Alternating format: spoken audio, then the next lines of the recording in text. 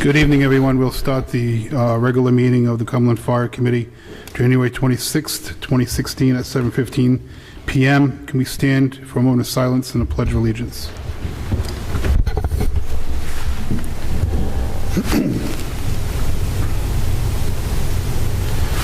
I pledge allegiance to the flag of the United States of America and to the republic for which it stands, one nation, under God, indivisible, with liberty and justice for all.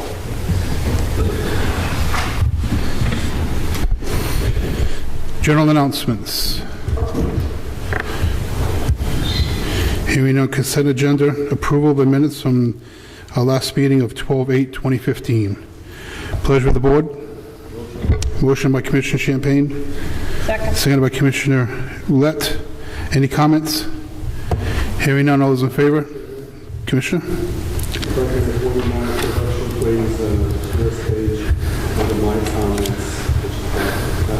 What line number, Commissioner? 2728. Okay. So at that time I voiced the objection to the ordinance in accordance with the Open Meetings Act, being Robert's rules of order. Being Robert's rules of order. Is that a motion, Mr. Cutiani? Mr. Cutiani motions to amend the minutes on line 27 to add, line 28 after act, add, and Robert's Rules of Order. Robert's Rules of Order. The rest of the sentence and Seconded by Commissioner Scullin. Any other comments on the amendment? All those in favor? Aye. Opposed?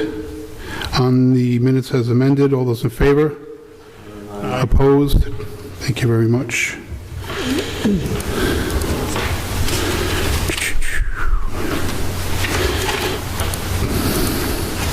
Okay, new business. Everybody had the finance report for 2-3 days. Mr. Bruce is due to be back to work Monday. He's been working from home somewhat, but he's unable to drive at this point due to an illness, so he's not here tonight. I think the report itself shows us at about 48% of budget, with revenues at 49%, salaries at 48%. So we're at 6 months, or 50% through the first budget, and we're at 48% of expenditures. We're at 49% of revenues, which is driving our office crazy. We just sent out 1,300 late notices and 1,350 to be exact, along with 170 to the other type. What is that called, Diane? The 170? Tangibles. It's about 10% of our tax base. So it's kind of even where 10% of the taxpayers are holding back about 13% of our tax dollars, because we're at about an 87.5% collection rate, which is, unacceptable to our front office. But in all, when I mentioned it to the Department of Revenue Friday, they seemed pleasantly pleased. We also have, for the first time, we're budgeting past due collections of past due taxes, and that's actually counted towards the budget, so it's a non-tax revenue item that it's considered. And that's why we're able to drop the tax rate from last year, because we're collecting less taxes because we're counting that as income.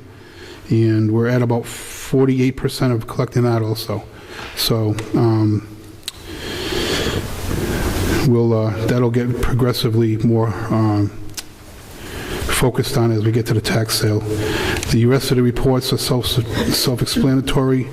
If anybody wants to email Mr. Bruce a question, copy me on it, and I'll make sure it gets into the record for the meeting our next meeting.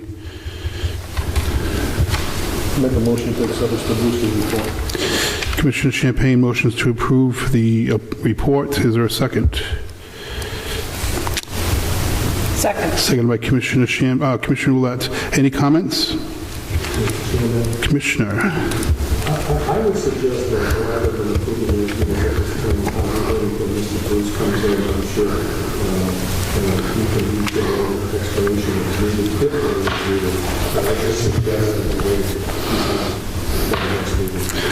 I thank you, Commissioner. I have had plenty of time to review these. I've actually emailed him a question, because talking before the meeting answers a lot of questions sometimes, rather than waiting to at the meeting where another month goes by.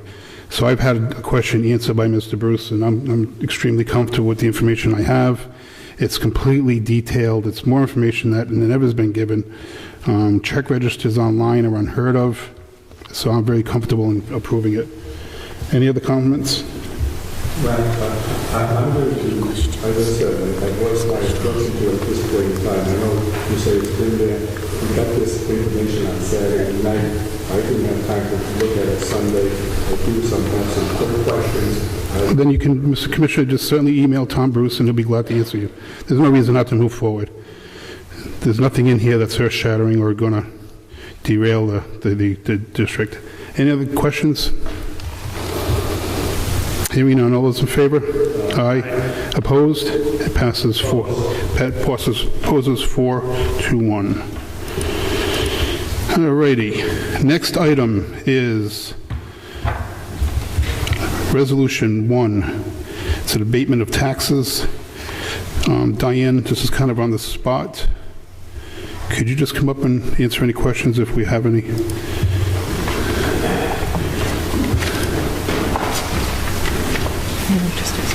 Yeah, I just want to get to my packet. Here it is here. So in our packets, we have we have a letter from the business manager, tax collector Diane, and she explains quite detailed what the issue is with the Cumberland Land Trust and how they were coded in such a way that they went through our filter and bills were created, and now she's looking to abate those taxes, and it results in Mr. Chair. It results in a zero balance in those bills, but it lowers our tax collections. Commissioner Champagne. Mr. Chairman, this is nothing more than house cleaning. I make a motion to pass. Commissioner Champagne moves to passage as housekeeping. Any other comments? Second, is there a second? Second. Seconded by Commissioner Ouellette. Any questions, comments? Hearing none, all those in favor? Aye. Opposed? Passes 5-0. Thank you, Diane. Great job. Next item is a resolution to authorizing chairman to enter into contracts. I'm sorry. I've got my package a little mixed up here. Oh, that was right. 2.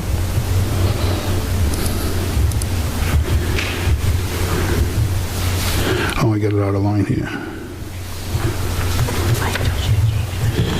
3, I'm sorry.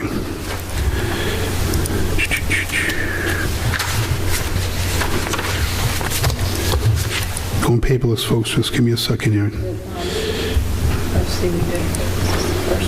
The attorney. I don't see it in my packet. I'm sorry, it is. Okay. Resolution 2002 is on hold. So 2016-03, authorizing Chairman Lamoy to enter contracts with attorneys Vincent Regasta Jr. and Timothy Bliss for services relating to collective bargaining. Be resolved by the Cumberland Fire District as follows. Whereas the Cumberland Fire District and Cumberland Professional Firefighters Local 2722 IAFF will enter into collective bargaining for the next labor contract and is in need of legal advice in relating thereto. And whereas Vincent Regasta and Timothy Bliss, both reputable labor attorneys, have agreed to provide such services at a reduced government rates of $200 and $175 per hour respectively. Now therefore be resolved, the Cumberland Fire District as follows. Section 1, Chairman Lamoy is authorized to enter into contracts with Vincent A. Regasta and Timothy Bliss with an hourly rate of $200 and $175 per hour respectively. Pleasure of the board. Mr. Chairperson. Commissioner Ouellette. Just for clarification, these were the lawyers who assisted us last year, correct? No. No, these are new ones. As we have a solicitor this year, she's in charge of making recommendations for legal avenues, and this is her recommendation. Okay. Solicitor Morris. I was just going to reiterate, Mr. Agasta is a very well-known, reputable labor attorney who I've had extensive conversations with regarding his services, and I believe that he would be beneficial to the negotiations this year.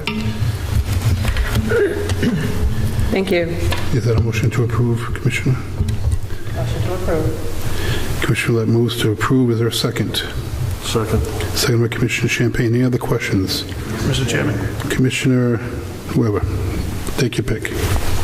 I just want to suggest, I agree with Nicole just indicated, I am familiar with Mr. Augusta's reputation. I don't know him personally, but I know he does have a strong reputation. And I think he participated in the negotiations involving the town of Cumberland and the Cumberland Police Department.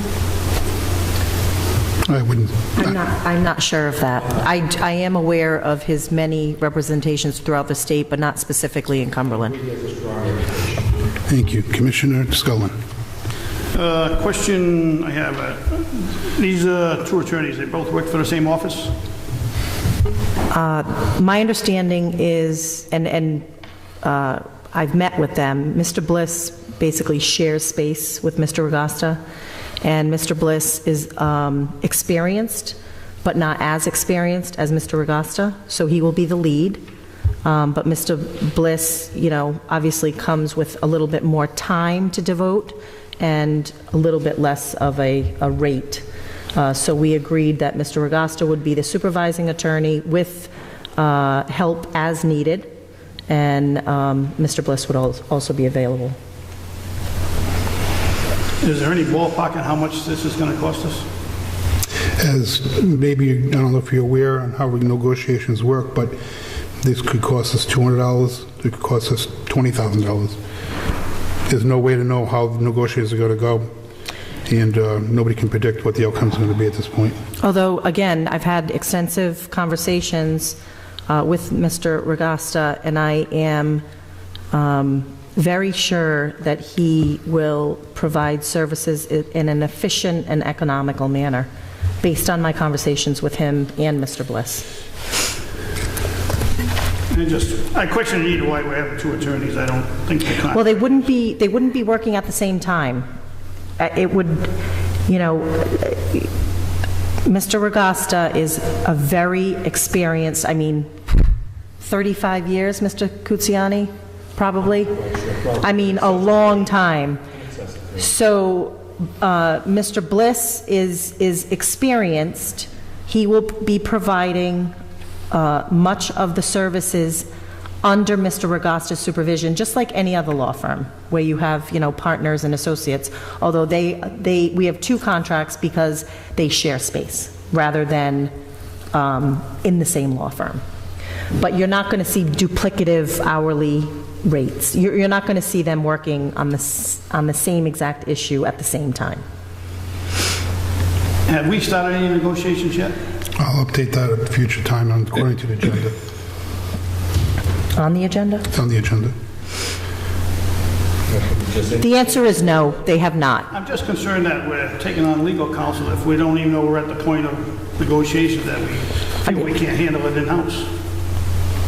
Well, that's, again, I don't want to get into legal discussions about strategy or anything like that, but it is set up so that they will be providing the most economical and efficient services that this district needs. You will be talking about this in executive session as well, but it would be irresponsible of us not to have legal counsel during labor negotiations. Solicitor? Yep. Would it be irresponsible for us to hire them the day we need them? Or should we bring them in to get familiar with the contract? Absolutely. Thank you. And they've already met with us you know, without charging us, just to kind of understand what we'd like to do and things like that. And I wanted to get a temperature of how they go about things, and they seem pretty, the vision is pretty much similar. Any other comments? What line item are they gonna be paid out of? I don't think we set any money aside for legal counsel for negotiations. They'll come out of legal. Look, matter what? Legal. If I could. Commissioner, sure. So when we had our round of negotiations last year, Jim, we really didn't have to go to the attorney except until the end. If you know, refresh me if I'm incorrect. Until the end, when we just needed to make sure that the language in the contract was appropriate, labor-wise. So it wasn't, you know, like a open checkbook kind of thing where we were constantly running back and forth and spending money on legal. To the best of my knowledge, it was minimal amounts of time, because negotiations went well, but also because we really only needed the counsel for language. So, you know, if we can continue that spirit for this round of negotiations, then my expectation would be the exact same. We would not be spending a lot of money on counsel. My concern would be if contracts didn't go well and we'd have to spend a lot of money. So I have all the faith that the contract negotiations will go very well this year. Mr. Chairman, Commissioner Champagne. the route that we're taking here is not unusual for any city, town, or municipal government. It's no different than having a primary care doctor. You don't go looking for your primary care doctor the day that you're sick. Secondly, to answer Mr. Scullen's question, if he goes to his packet of the budget, you'll see there's line item 5427, legal and labor relation fees. That's where the money would be coming from. And what is the amount in that line item? $12,000. $12,000. What does our general counsel get? We don't know what that's going to be. No different than any other entity. We don't have a crystal ball. We don't have a crystal ball Okay, to know I'll get that. what the legal fees are going to be at this point. Mr. Scullen, we don't know what the solicitor makes yet. When she does work, she charges us. She's not in salary. And I can tell you, it hasn't reached that budget, nor do I expect it to. So, it's not a retainer. Commissioner Kutsiani. I assume that their bills, when they provided to the Cumberland Fire District, will be available to individual commission members for review immediately upon their being submitted. No, not immediately. Be with the package. What's that? It'd be with the package, just like every other bill. Well, actually, no. I'm talking about going along.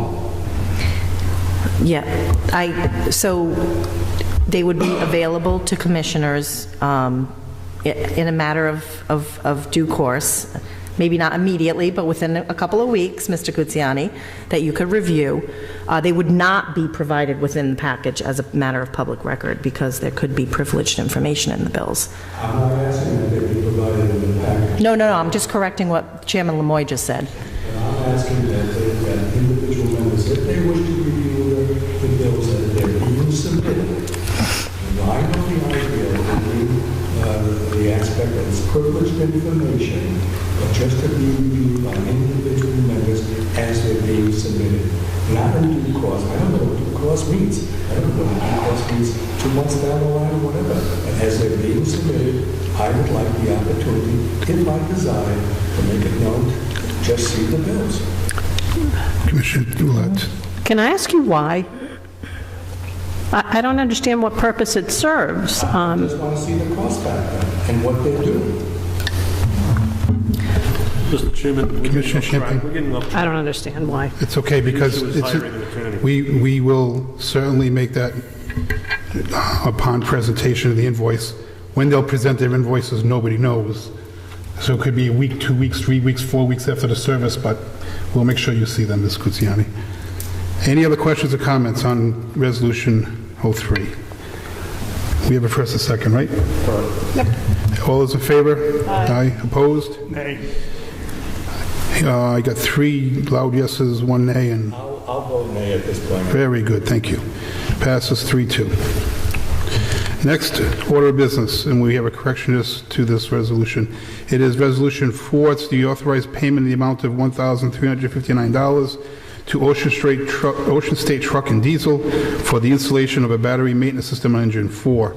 Be resolved by the Cumberland Fire District as follows. Engine 4 was previously a reserve engine and has been upfitted for frontline response, and Engine 4 was in need of a battery maintenance system, and Engine 4 and Ocean State Truck Diesel install such a system.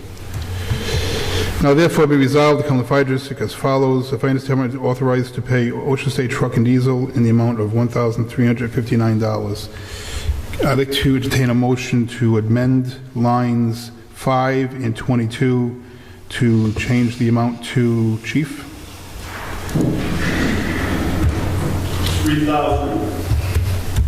$3,398.27. If you look at your invoices included, it's clearly that this was nothing more than a typo. The invoices add up to $3,398.27. Can I have a motion to accept that motion by Commissioner Champagne? Is there a second on the amendment? Second by Commissioner Cucciani. Any comments? All those in favor of the amendment? Aye. Opposed? Passes 5-0. On the amendment, do I have a motion to approve? Resolution. Resolution 04. No, he said on the resolution. On the resolution, right. Motion by Commissioner Champagne. Is there a second? Second by Commissioner Cucciani. Any comments? Hearing none. All those in favor? Opposed? Passes 5-2. Resolution 5, heating system.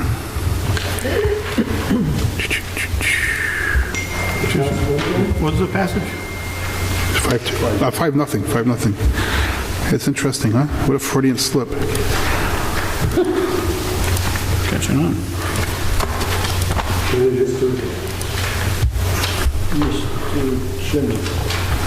Yes. In my packet, there was nothing about the heating system. Yeah, I don't either.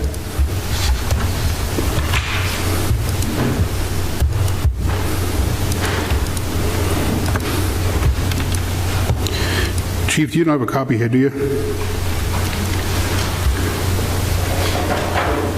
heating? Yeah.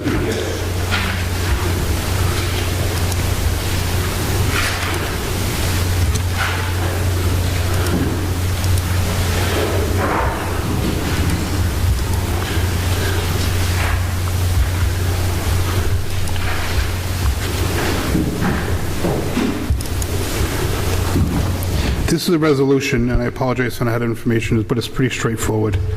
It's authorizing Chairman Lemoy to enter into a contract with Cumberland Oil Company Incorporated. You should pass them around. I'm gonna.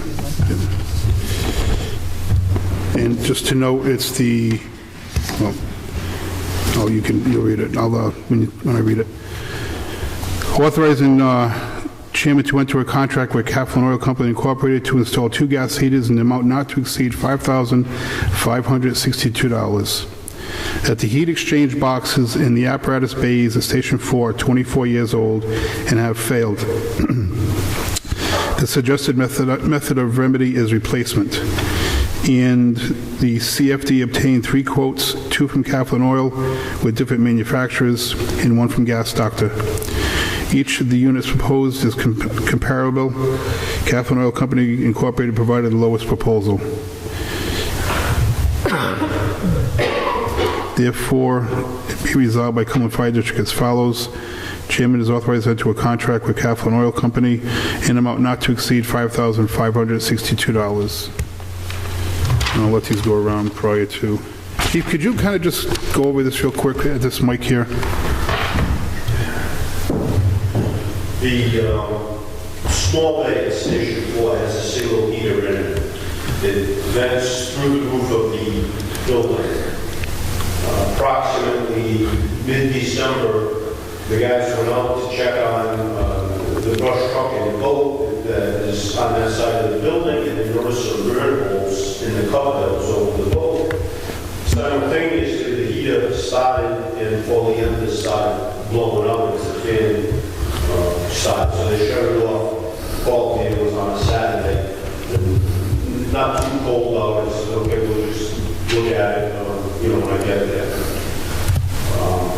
Simultaneously, calling in a repairman to look at it. When you pull the bottom cover off, the sheet metal that makes the heat movers for the 4 different chambers, the bottoms were rotting right out. While he was there, I indicated we should probably check the other 2 that are on the large side, because all 3 went in approximately the same time.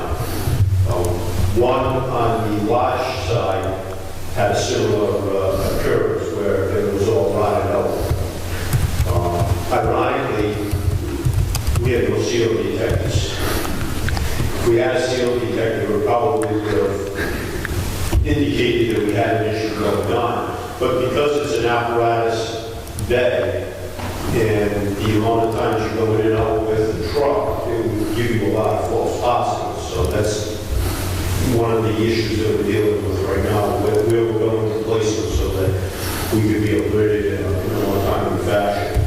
Both boxes were rotted out. I asked if they could be welded. The damage is so bad that it would be more costly to weld than replace. The units are still available in a similar fashion to what's happening here, so lead time will be minimized, and just be able to unbolt the threaded rods under the gas pipe and the thermostat wires, and send the new ones up and be on our way.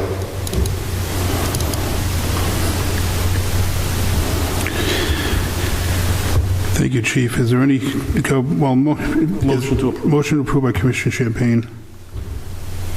Second by Commissioner Scullin. Any comments or questions? I mean, what is the total cost? Is it all these 3 bills total? No. The top one is the total cost for the 2 from Cape Oil, or Cape Company. Okay. That's for $5,931? Yes. They're separate, though. There's 2 different ones for Caffin. Yes. The cheaper one is the one that I'm recommending. I think there's one for 55. 5,500. 5,500 is the one I'm recommending. I've just emailed out to everybody, so it's... Gas stock that had, they were a little bit higher. They had done work for us before, but it's the same unit as Caffin is providing. So. Any other comments or questions? Hearing none, all those in favor? Aye. Opposed? Passes 5-0. Thank you, Chief. Chief, since we're on heating systems, and I think this is within the realm, this would call under facilities updating, that line item. Which line item is this coming out of? Maintenance? Did I indicate? Oh, yes, you did. Do you have his letter? He says it. He says it in his letter.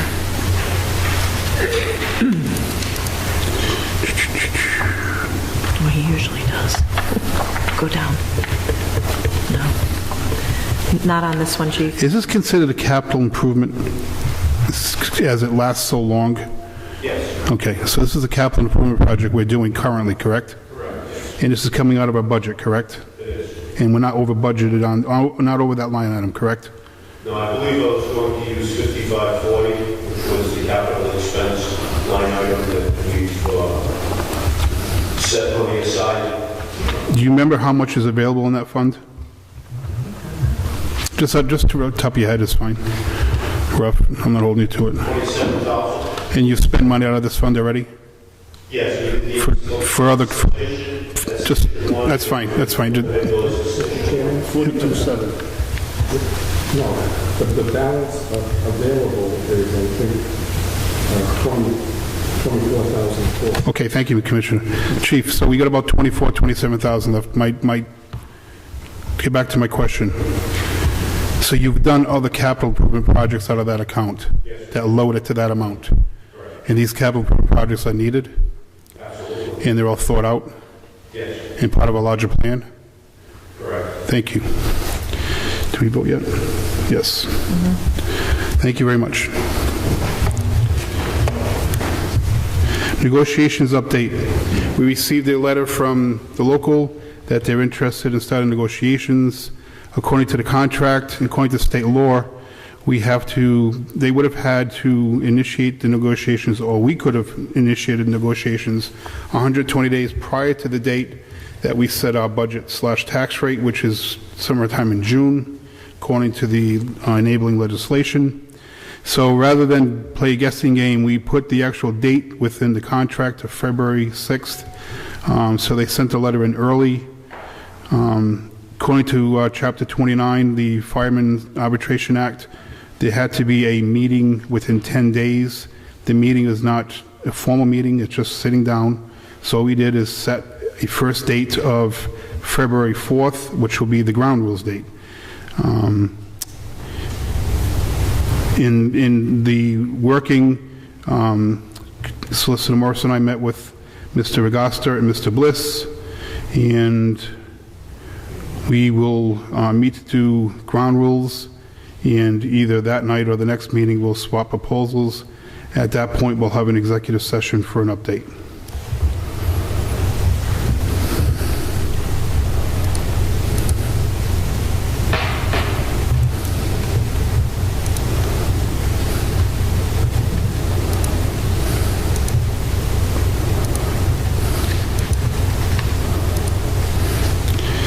Next item is an update on the Before you proceed this way, I would volunteer to serve on the negotiation. I'm sorry, I should announce that, you're right.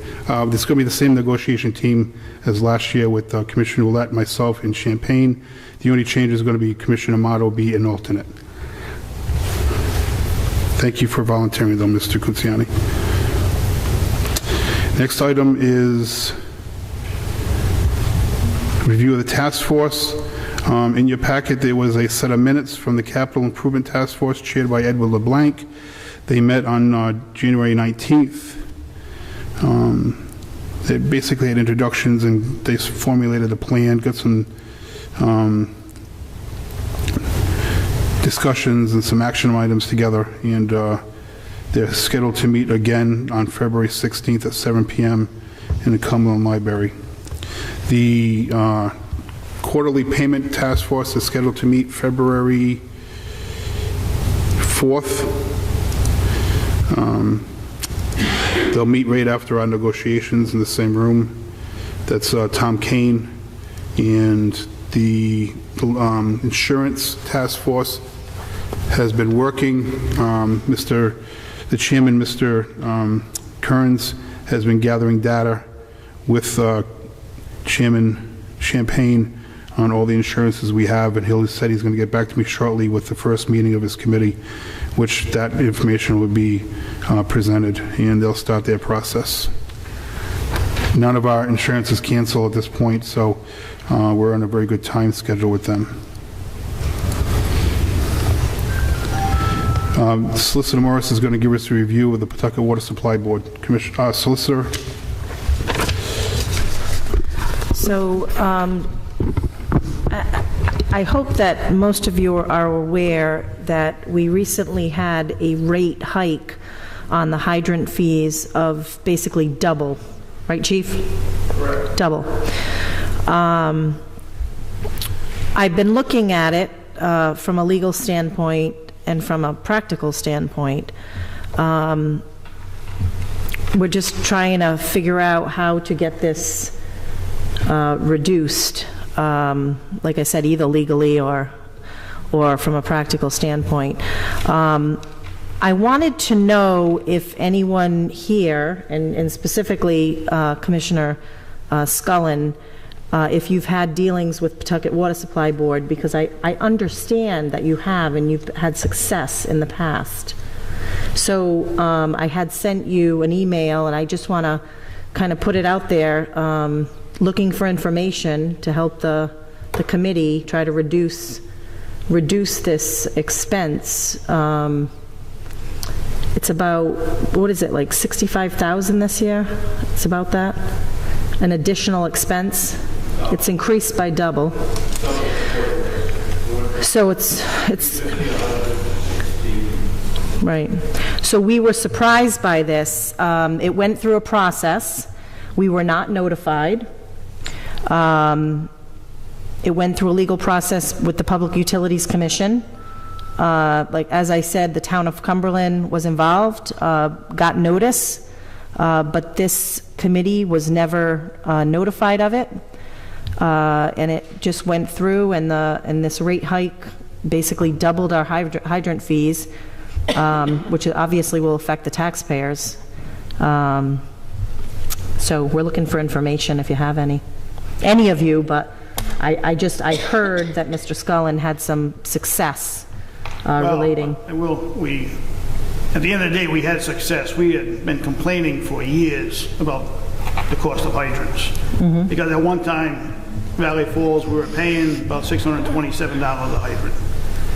And we consistently complained about it, but then out of the blue one day, the price was reduced to about $337 a hydrant. And the explanation from Pawtucket Water was there was a change in the chief engineer's position, and the new chief engineer looked at it and decided that the old chief engineer had used the wrong calculation to come up with a hydrant fee. So they did reduce it down to $337. There was no retroactive, even though they admitted that they were using wrong calculations for years. And this didn't go through the Public Utilities Commission? This didn't go through a legal process? No, and that's what I was surprised at, because that was done probably a good 5 years ago, and I was told then that that would not be subject to rate increases, because basically $337 was ballpark to what everybody in the state's paying. Most of us are paying about $300, $310. Pawtucket wanted to get a few extra bucks out of it. Are you aware of any documentation that would show how this happened? No, it was all verbal, because So just so you know, I called and, kind of I had a vague understanding of what happened in Valley Falls, and they didn't have any information, had no memory of that. Who did you talk to? I'm trying to find it. Bob Benson? Oh, hold on. He's the chief financial officer. No, I talked to the customer service manager, Ron something. Yeah, I know, yeah. Actually, you talked to Bob Benson. Okay, Bob Benson. I'm going to do that, and I'm hoping that you will continue to provide information if you have any. Bob Benson? Yeah. Okay, I will get back to you. I hope that we can try to work on this together.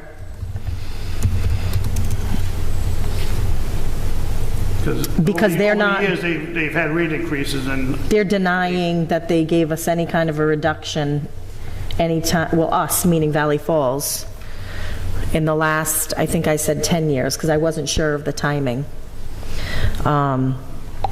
So that's great information. Mr. Benson is well aware of it, because okay, every time I ran into Mr. Benson was quite often, I always rattled his cage about hydrant fees. Actually, it's to the point now he doesn't even like that word, hydrant fees. Well, it's really outrageous what they've done. It's back to where now. What is it now? 650 something? Yeah, 680. Yeah, we were at like 627 when they recalculated it. Commissioner, is there anything in writing? No, they just sent us a new bill. So can you probably set your brain a little bit tighter and try to come up with a month or a quarter so we can go back and finish our records and pull some of these bills? And yeah, we're just trying to. Was it it's 2015, so was it 2010? Was it 29, 2011? If you could help us out with that, we'd like to search the before and after bills, so if we had some paperwork that we can go to them with, it might help. If, I don't know, the records that were turned over, if there's any order of the annual meetings with the annual budgets, because that would show at one point what it was and what it was dropped to. Jim, was there any minutes where this was discussed at a meeting? If it was discussed at a meeting, there should be minutes of the Valley Falls Board. Were those minutes being posted online? that we can go look at? Or would you have old minutes? It probably goes back before we had to start doing the minutes. Do you have copies of the minutes at your house, by chance, in your records? I don't know. Because I think we've only been doing the minutes for the last 3 years. Online, but minutes themselves, the monthly minutes. Yeah, well, yeah, whatever the clerk took, but, you know, I'm gonna say the reduction was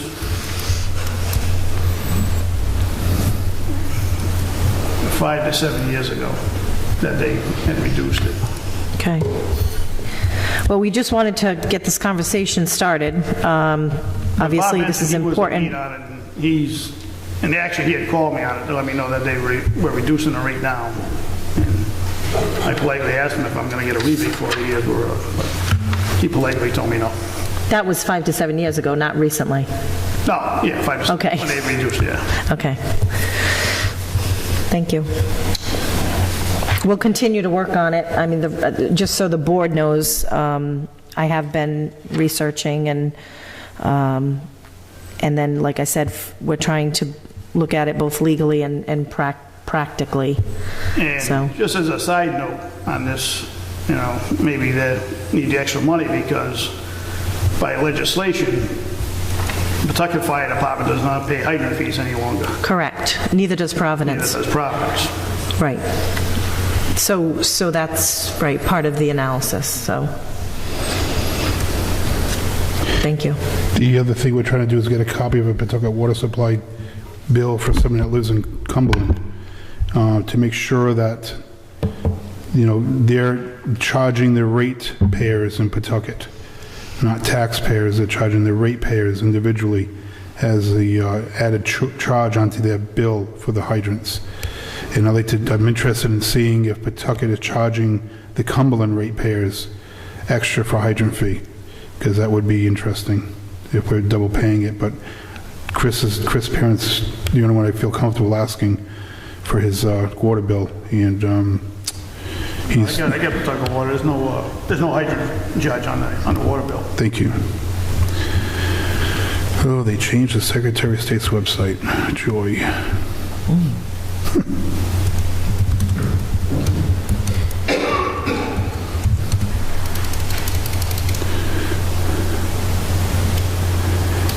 It is secretaryofstate.ri.gov, right? SOS. That's it. That's new. I was looking for open meetings, but we'll forget that. I'll check later. The next item on the agenda is condition of CFD past and present. I'm sorry, yeah, one more for solicitor. The item is review of the meeting with the Department of Revenue and the Office of Auditor General. I did pass out a short memorandum.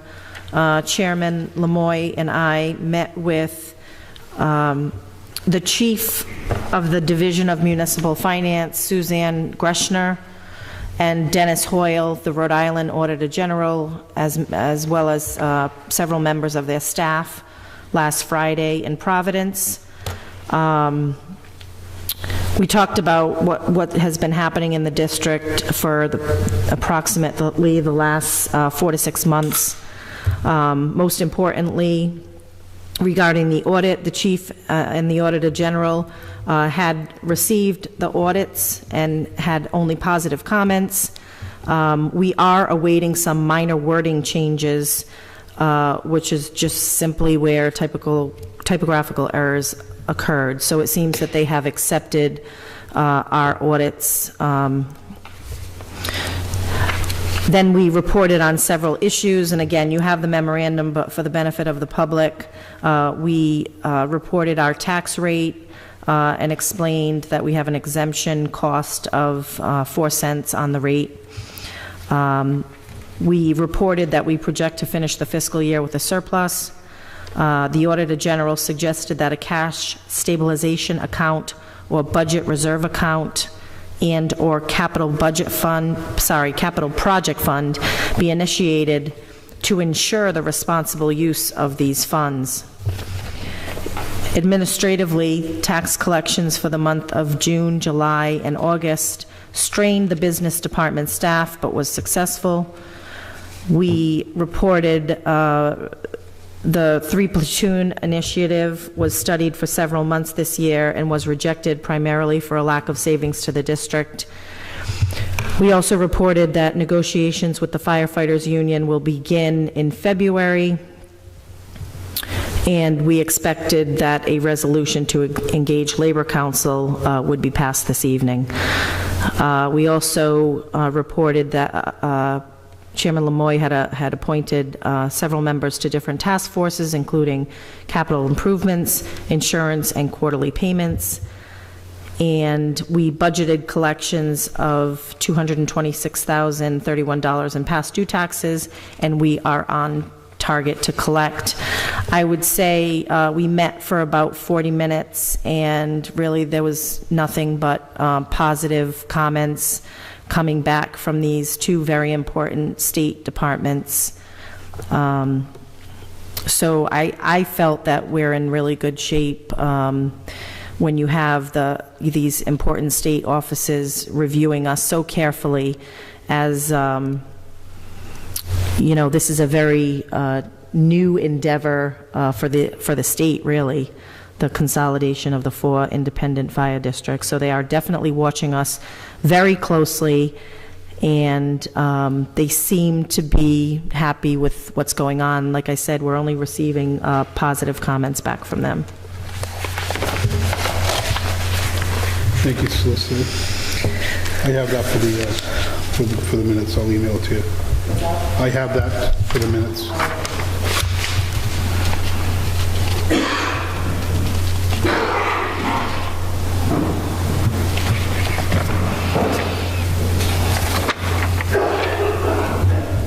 Just updated the meeting packet online.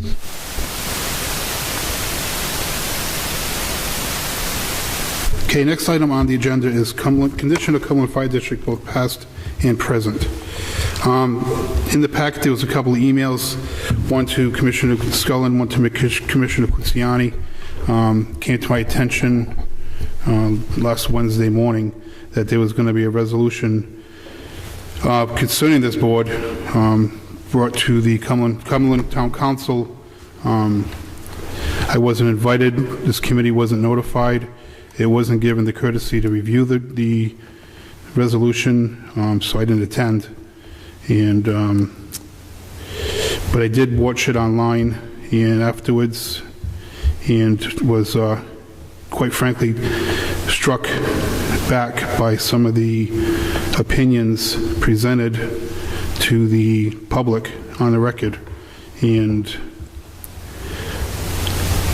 we need to get the elephant in the room up front and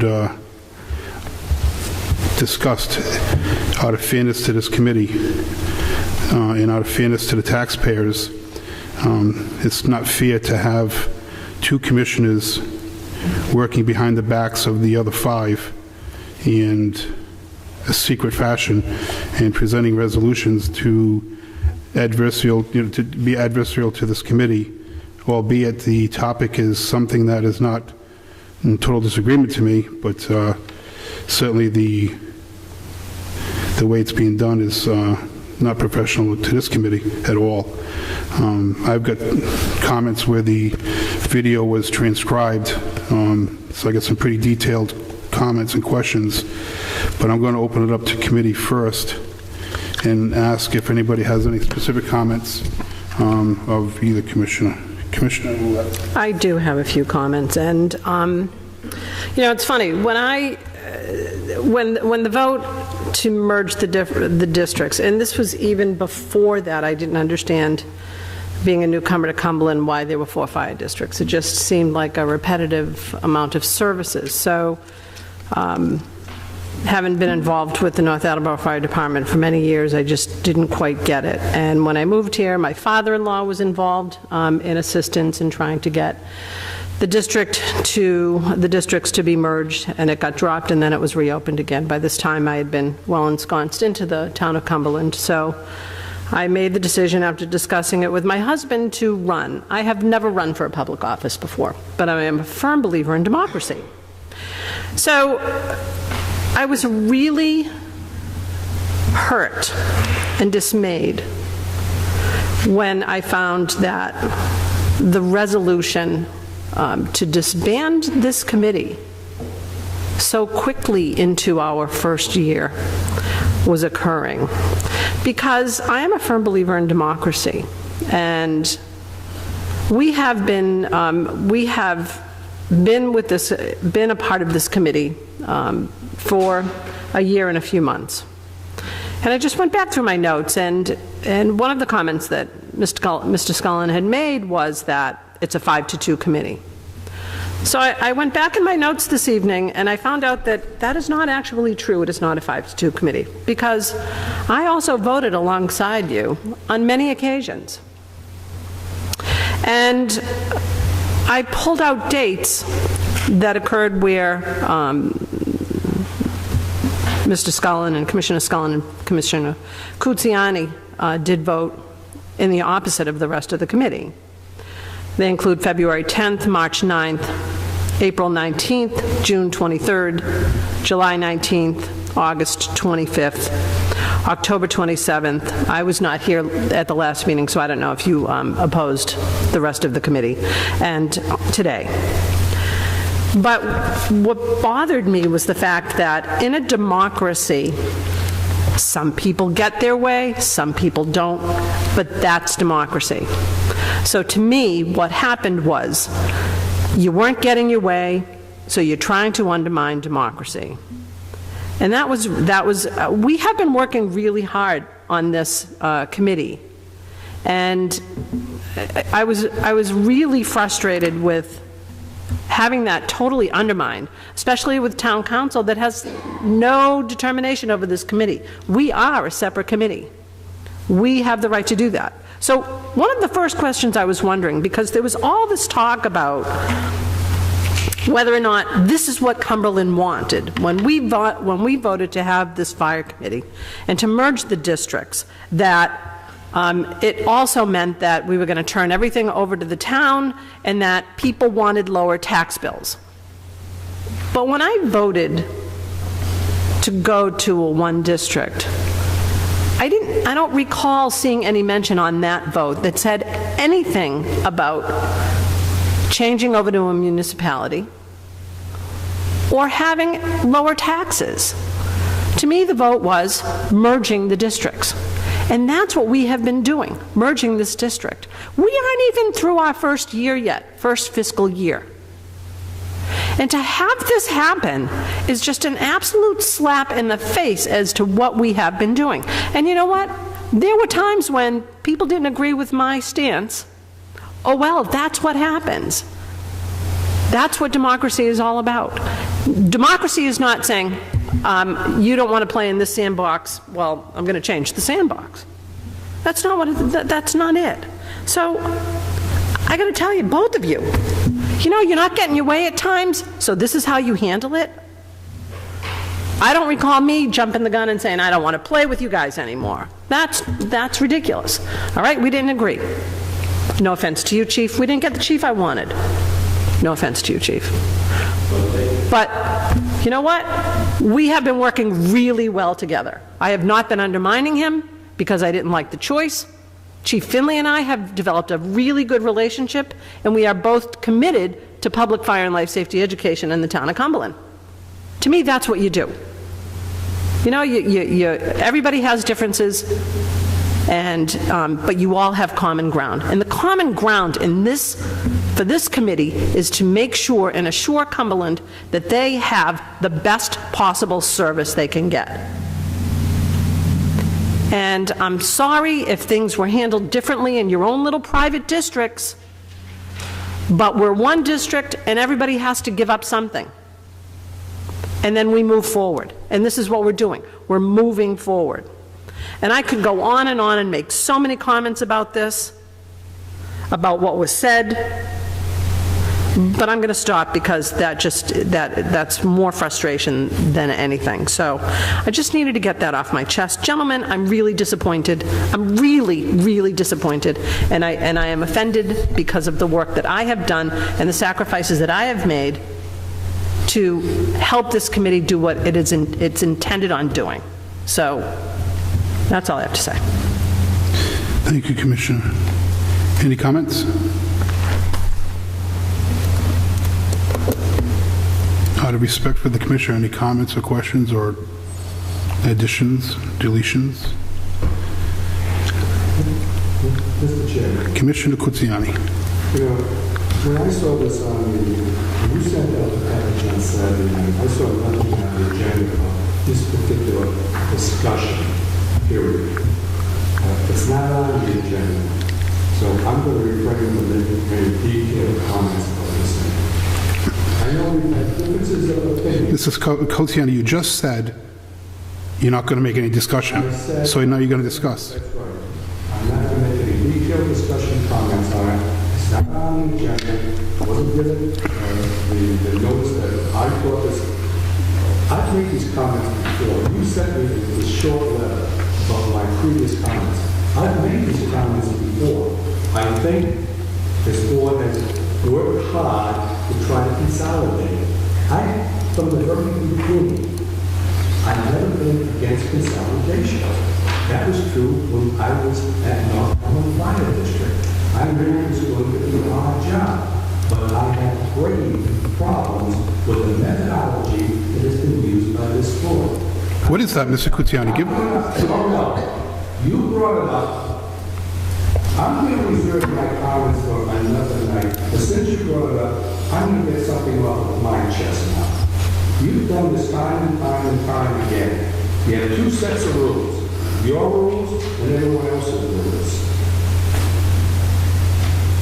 I want the same thing everyone else wants. Difference of opinion as to how to achieve it. I thought the cost factors that we were talking about had not been attained, and that was the discussion when this was going around way back when about the consolidation. One of the rewards of the consolidation was going to be more effective costs. That is not happening, nor will it happen. Even with the budget we have tonight. Mr. Bruce is not here tonight. I will reserve my comments for Mr. Bruce on another night. Not because he's the finance director, he can maybe possibly answer me, and I will meet with him. But yes, we have differences of opinion, and you know we have differences, and I've expressed them, and I will continue to express them. That's my right. Mr. Kutsiani, could you explain what you mean by this two separate rules? My rules and everybody else's rules. Could you give me details on that so I'd love to correct myself if I'm wrong in doing that, because I certainly don't want to do that. It's not fair to any of the other 68 people involved in this merger. So, and this is the first I've heard of it, and I'm willing to do it in public. So can you please let me know how I can better serve the district and have one set of rules? What does that mean, I have two sets of rules? You say you're transparent. Okay. But with some things that are not transparent. Like what? The way the methodology that is used to hire people that do certain things. I have no disrespect for this. It's not about Ms. Morris. I'm trying to understand you. So let me respond. I'm not understanding them.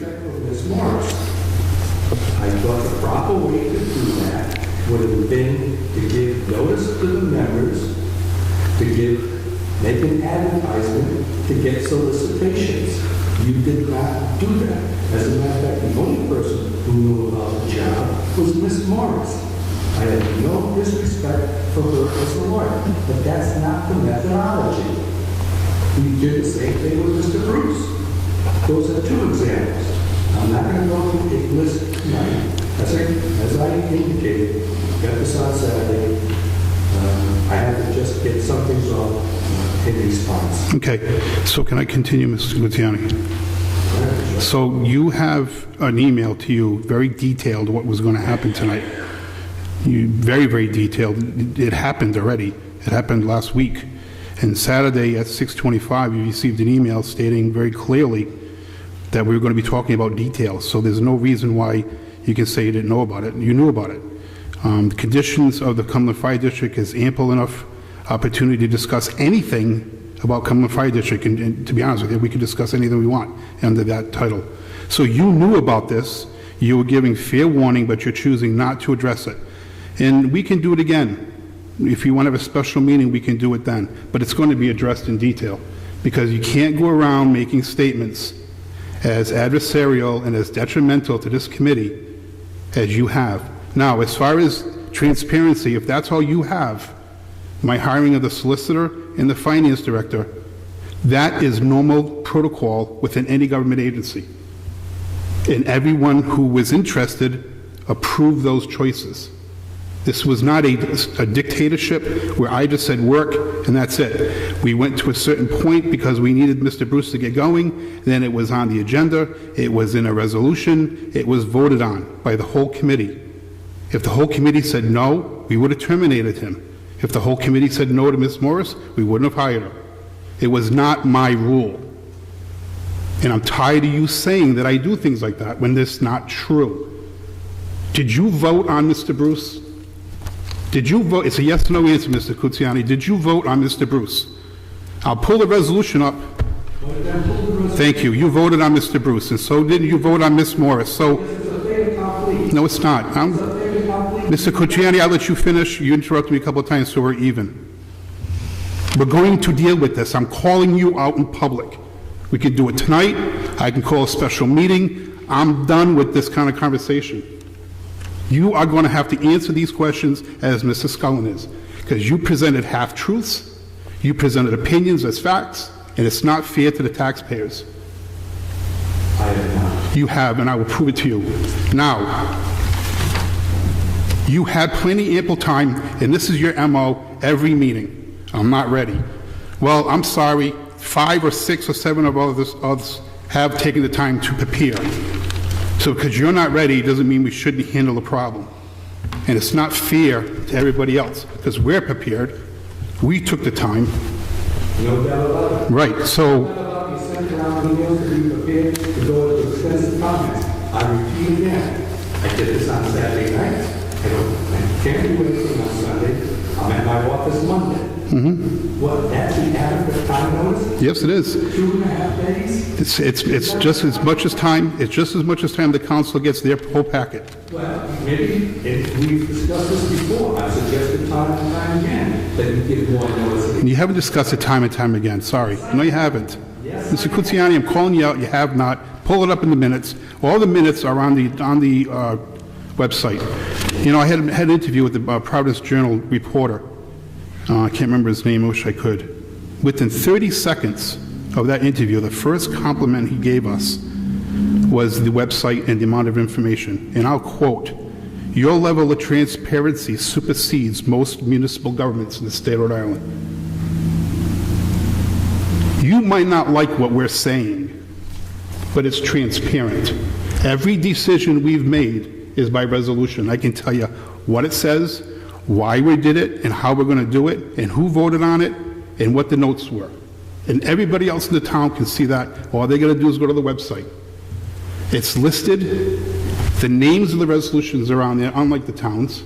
The votes are right on the resolution, unlike the towns. If there are any special comments made, they're right on the resolution, unlike the towns. You're not liking what we're doing doesn't give you the right to say we're not transparent. We went out and I took counsel to hire Mr. Bruce from outside people because we weren't even coherent yet. We were still learning how to meet together. I took counsel from other people. He was available. I presented them to the board. He was approved. That's transparent. With the town council, you don't get that. That gentleman showed up the other night, planning director, and you said, "Hi, hello, Mr. Planning Director." You had no involvement in his interviewing. You had no involvement in the application process. You knew nothing until he showed up at that desk. We gave you 10 times more information with Tom Bruce. You didn't like it, and that's fine, but you had the information. It was transparent.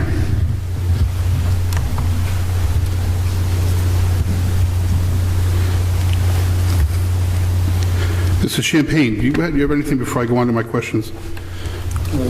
Thank you. I will say one thing on a side note, and this is not no secret, that Mr. Champagne and I were not on the same page when this started.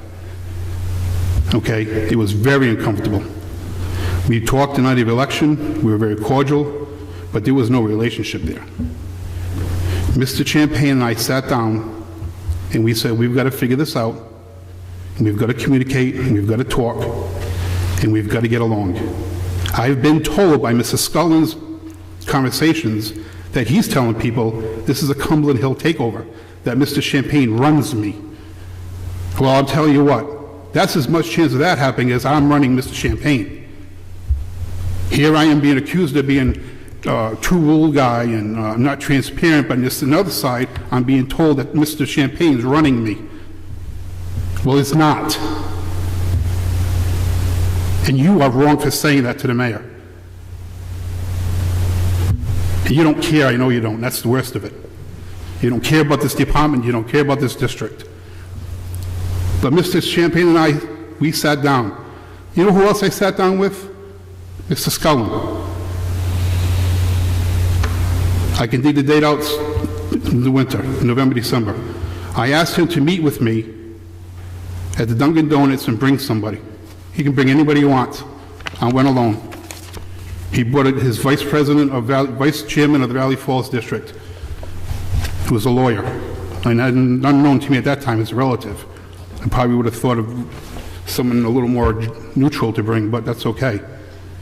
We sat down and I looked at him and I said, Mr. Scullin, what have I done to cause such hatred for me to you? What have I done? Again, your story is not true, but go ahead. But what am I not true? Did we not meet with Mr. Redican? You didn't tell me to bring somebody with me. I said I would bring somebody with me because I don't trust you. Okay, fine. I'll stand corrected, as I can do in the open mic. But we sat there, and I looked at him, and I said, what did I do to you, Mrs. Scullin, to make such hatred for me come out of you? I want to fix it. I want to apologize. I want to do whatever I can do. Didn't get an answer. Didn't get an answer. We sat there, and we went over some major issues with Valley Falls. Major financial issues. Again, that's not true. We did. Well, I gave you an answer. No, you didn't. What answer did you give me? You can't tell the truth if your life depended on it. What answer did you give me? I'm going to tell you what you said at the next meeting when you properly put this on the agenda. Oh, okay, it's on the agenda properly. No, it's not. Is it on the agenda properly? Yes. Thank you. Is my name on that agenda? It doesn't have to be. Because you say so? No, because legally you don't have, it doesn't have to be. You're not an employee. You're not an If you employee. want to discuss me, it goes on the agenda. It doesn't have to. Just because you can't make up your own rules. So Mr. Champagne and I sat down. Mr. Champagne and I sat down and we figured it out. I don't remember who he sits with. I said Champagne. She corrected me and she was incorrect. I remember who I sit with, Mr. Scullin. Jeez. And we figured it out. We don't agree. We just disagreed on how to handle this problem today. And we came up with a compromise. Because that's what we do. That's what people who serve the public do. We compromise, we get things done. We work together, we communicate.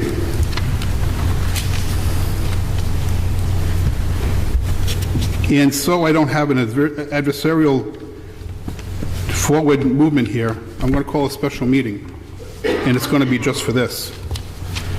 Can I get some dates of when you guys are available?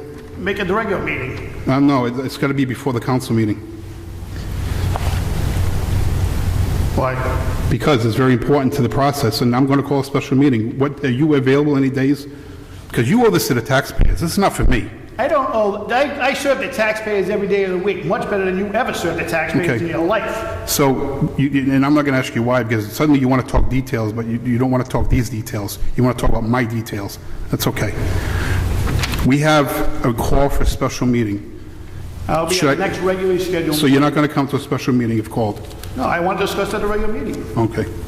Mr. Lloyd, I'm not going to do a special meeting. Okay. No problem. We'll have it in the next meeting. We'll have the next meeting. We'll have it in the next meeting, Mr. Cucciani, over. The conversation is done. Mr. Cucciani, we'll have it at the next regular meeting, and I'll ask for courtesy from the town council to postpone that vote again, because we're trying to handle the problem in a professional manner, in public, with an open mic, and you guys choose not to because it says condition of Cumberland Fire District, and you feel that's not adequate enough, though the solicitor says it is, and if it's not, then can you please file another complaint against us? Because obviously I'm breaking the open meetings law. Oh, I have one in the burner. Good. You said we got cited by 2, Mr. Scullin, by the way, and you're wrong on that. We got cited by 1. Well, the other was ethics. No, it wasn't. tried to We pay yourself. weren't cited for that. You tried to pay yourself. We weren't Then you had cited. to re-vote again. We weren't cited on that. Because you asked for an opinion. Right. I told you couldn't do what you're going to do. Very good. Anyway. Right, but we weren't cited by the Attorney General's office for that. By the You had way, to re-vote. No, it wasn't by cited. the way, it was, we tried to pay ourselves. That's okay, miss. I can take the hit. No, but we tried to pay I ourselves. can take it. Ms. Cutiani, wait, please. Mrs. Ouellette's got the floor. I'm just saying, we tried to pay ourselves. That's fine. Not just- We will handle this the next full meeting, and it will be, and we'll handle it all, too, because it'll come out, what the treasurers did in Valley Falls, with checks and signing checks, and all the issues will come out. That's what you're really upset about, Mr. Scullin, is the exposure of the issues, and you want to try to do a little shuffle and move and get the tension off the real issues. And by the way, the Attorney General was not even, we weren't even cited. There was no legal issue. There was simply, hey, you guys made a mistake, don't do it again. Because you even attended the mistake meeting. So did everybody. So we all thought we were doing something right. And that's No, I that. said because I didn't trust you as usual. Okay. So you broke the law because you didn't trust me. You knowingly broke the law because you didn't trust me. Sometimes you have to reach that level. Oh, because okay. who you Sure. deal with. Mr. Chairman, are we talking about the meeting, the pre-meeting at the Angelo's? Yes. That's the one Mr. Cutiani gave us the legal opinion that it was all right? Yes, it was, Okay. I exactly. want to make Thank sure we're you. talking about the same thing. Thank you. Thank you. Based upon what happened, when we had the meeting, what's the breakfast, Mr. Chairman? Mr. Lemoy suggested that we have a meeting prior to our being sworn in.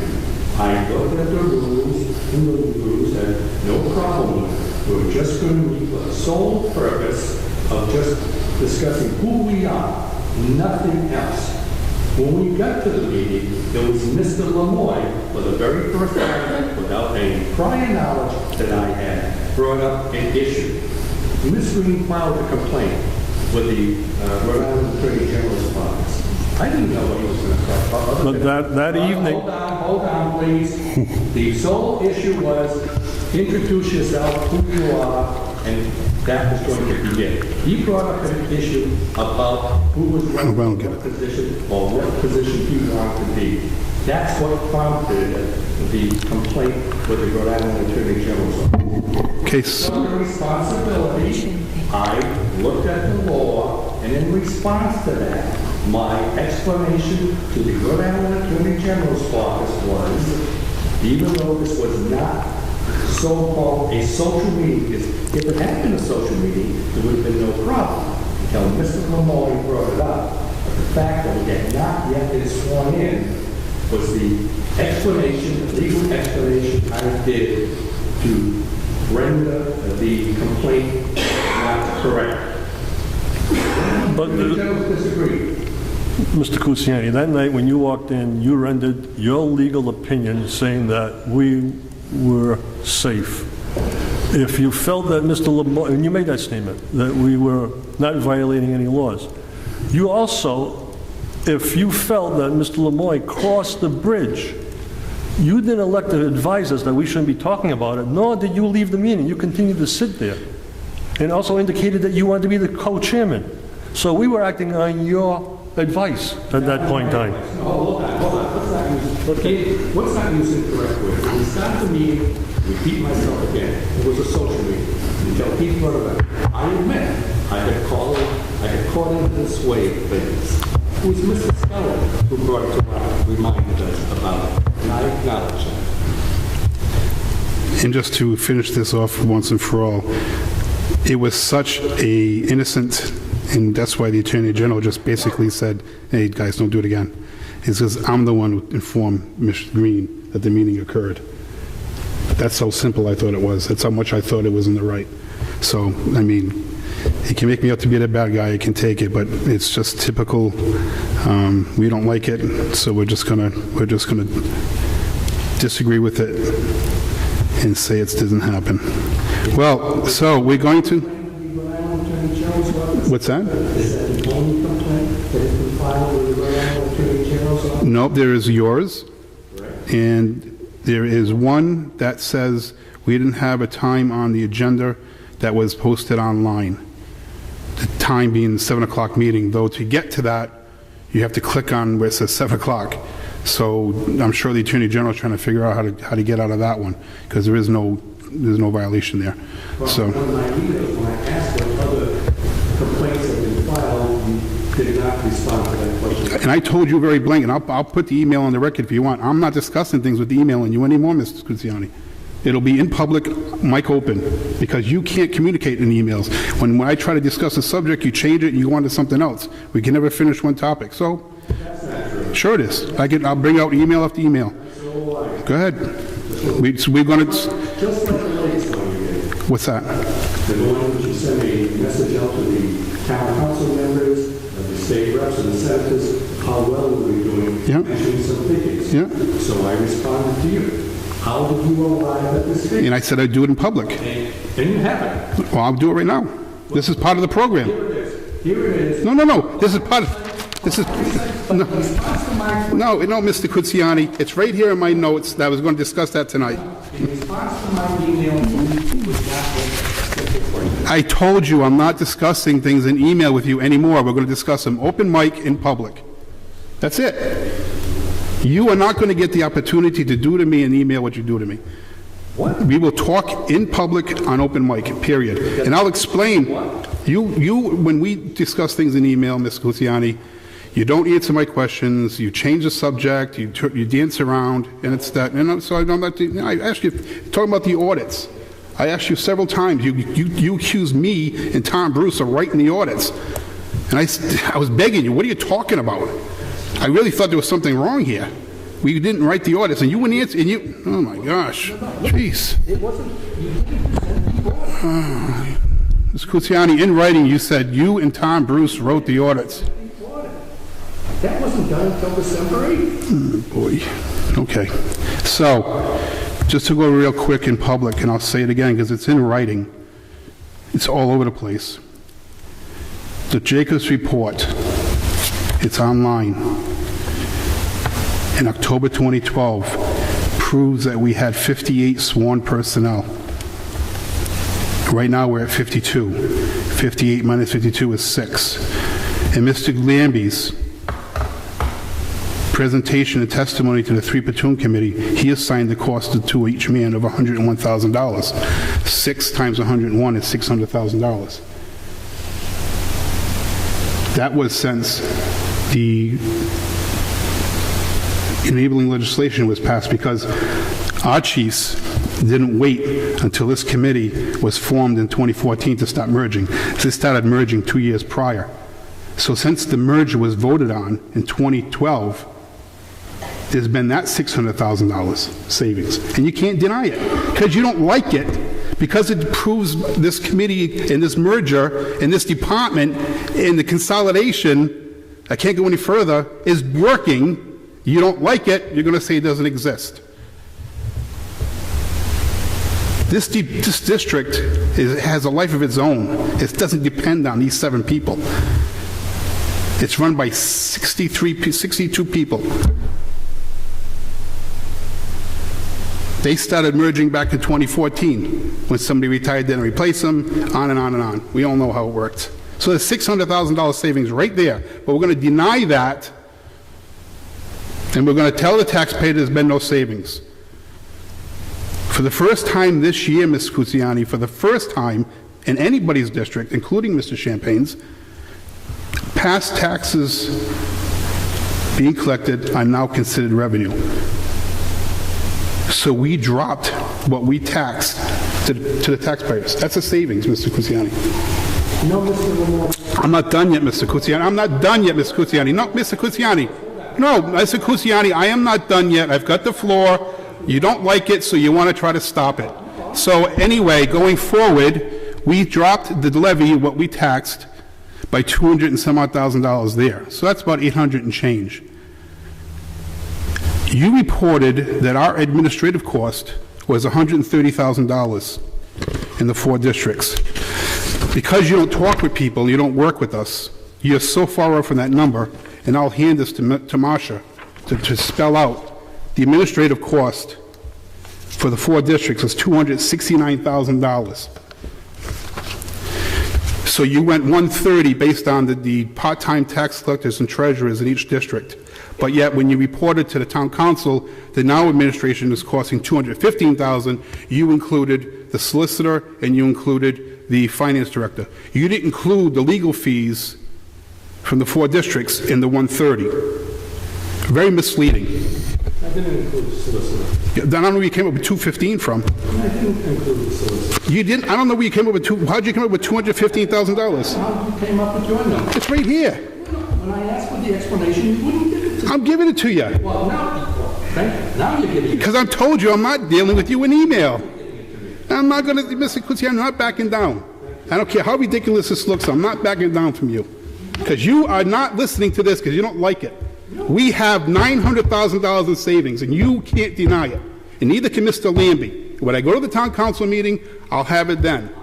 Your district, Mr. Kutsiani, you're right. And I told you because I'm not dealing with you in email, it's going to be open mic in public. Because people can see how you act. You don't like something, you interrupt, and you shake your head, and you say it doesn't exist, but you can't disprove it. You can't take a number, 2 + 2 = 4, you can't change it. I don't care what you... Not yet, I'm not done. Thank you. Go ahead, there's no time I needed. The other savings we had was in the area of administrative.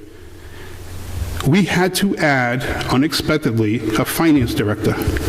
And it was explained, and in the minutes of that meeting, there's a 15 or so page report on why we needed it. And there's not one person in that administrative office that will say that we could have done it without him, because we didn't know the knowledge that we needed. It's called we didn't know what we didn't know. And you can go, if you don't understand what the Department of Revenue does, if you don't understand what the Office of the Auditor General does, go ask them what their thought of our decision to hire a finance director, be it Tom Bruce or somebody else. It absolutely was needed, and it's in budget. What disaster people are talking about is they're in their own minds, because it's 6 months into this committee, and we're at 48% of budget. We're 2% under budget right now. That sounds pretty good to me. Doesn't sound like a disaster. We are 2% under on our payroll cost. I don't know. Who am I to determine what that is a disaster or not? But we'll continue this, Mr. Kutsiani, so you will speak in detail, and so Mr. Scullin will be at the next meeting. And I'll specifically... May I explain something very briefly? Oh, no, you don't want to speak in detail. No, you do. Only when you want, only when it suits you. Yes. What I was complaining about, what I complained about 2 times before, methodology. What does that mean, methodology? I don't understand it to you. 2 examples that I just disproved. What else do you have, Mr. Kutsiani? It did. Everybody voted on it. It was part of the open record. There's a resolution on the internet. Everybody voted on it. It was not 2 rules. It's protocol the way it was hired. 10 times more open than I shouldn't say 10 times, that's not fair. A lot more transparent and open than the way the town does it. They didn't vote to hire a planning director. There was no vote involved. Here it is. That's your comparison with the town. It's immaterial at this point in time with what we're trying. Okay, I rest your case. It's immaterial. So, overruled. Okay. Mr.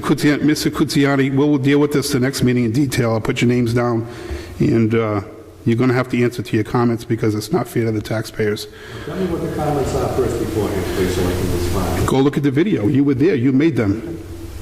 You made them. If I read them, will you answer them? I know what I said. Okay, then what's the deal? I don't understand what's so hard about this. Go to the video. You came out of your mouth. It came from your heart, I guess, so you must believe them. It must be true in your mind. So why can't you just answer to the comments you made? I don't understand it. because you don't want to, because you know the comments you made were opinions presented as facts. They were half-truths. They were opinions. Your mic's not on. Your mic's not on. Thank you. They're opinions based upon facts. Oh. So, Okay? but I don't know how we're going to do this next meeting if you don't want to answer them now, because they're your comments. But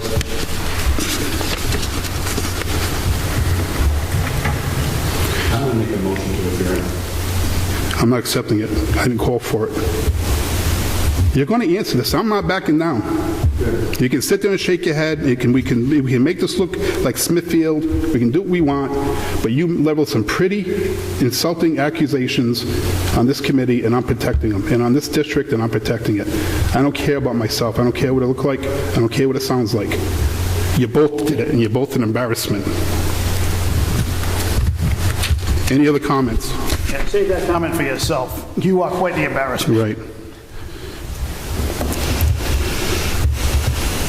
Unfortunately, I can prove what you said, Ms. Scullen. You can't prove it. You just keep saying it. It's just opinions. That's fine with me.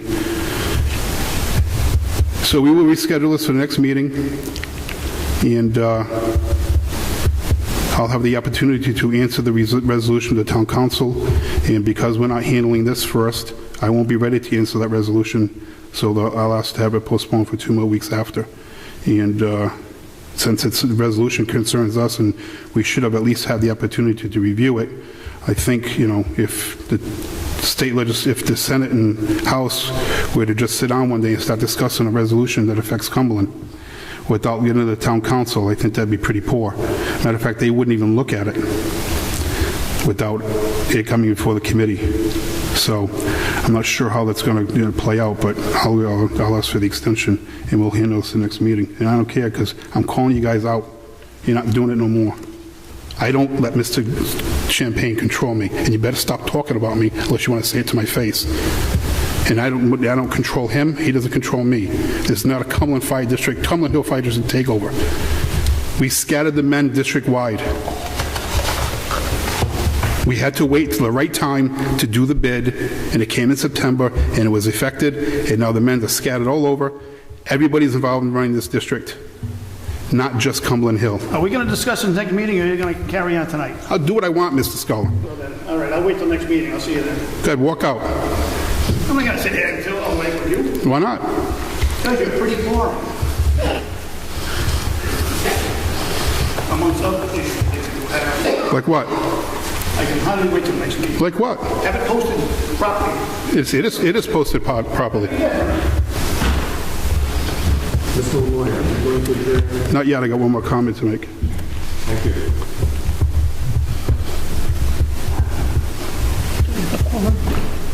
Yeah. Yep. Just proof. Exactly what Ms. Soulette said. You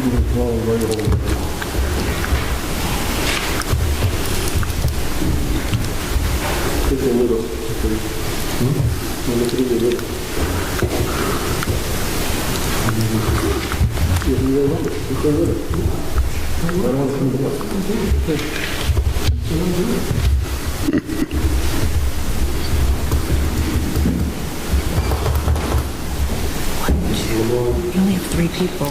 You don't have a quorum. Quorum's on present. Quorum is when we start. No, that's it. Yep. I apologize for that, and I'm apologizing, and hopefully the connotation will get through in the article. And but it's not going to go unanswered. We waited too long. We let this go on for over a year with 2 members of this committee and people outside of this committee, specifically Mr. Lambie and the like. And I called them out on the 3 platoon committee because of inaccurate half-truths and opinions presented as facts. Nothing ever happened with those when I called them out. Nothing. Because he's not true. He's not accurate. And I'm going to call these guys out, and you can see. Stop. I'm not clear on the quorum, and I don't want you to be in trouble for that. because we don't just follow Robert's Rules of Order, so I think you need to adjourn the meeting right now. Thank you. Motion to adjourn? Motion. Second? All those in favor? Aye. Opposed? Robert's Rules of Order doesn't govern us. Robert's Rules doesn't govern us. Do you open meetings that way? Right, but I'm not going to have you potentially subject to an open meetings violation.